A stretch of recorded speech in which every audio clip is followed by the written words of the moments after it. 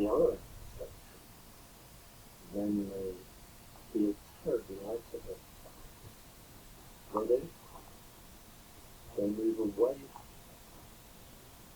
and one can sense that this is going wrong for them. In here, there's a sliding door of moments. Besides Jonathan's pictures, this is the moment they leave, and they don't look back. Other times, it's when a new conversation starts, and that's what happens now, as Jonathan gently introduces the subject of a sperm dose. Gently, as he knows from past experience that this can trigger strong reactions.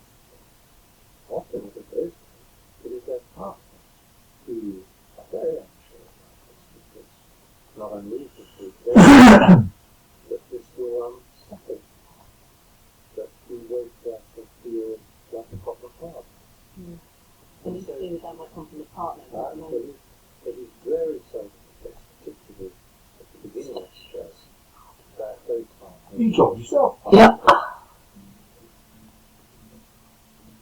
It's the evening, and Gareth and Anna are sitting at the computer. They've been talking about the sperm donor option for weeks. They're struggling to make a decision. So many difficult emotions. Tonight, they decide to go online and look at sperm donors.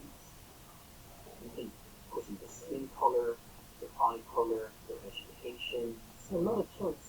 A lot of choice, and it's really overwhelming because you're trying to find someone who's very similar to you based on very little information. And what started happening was I began to try and find problems with, I don't like that photograph.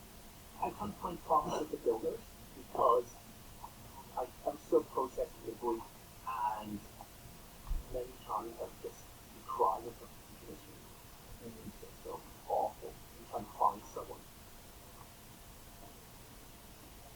They stop searching and go to bed, put off the decision for another day. Gareth closes his eyes and falls into a deep sleep. And there he is, back in the park.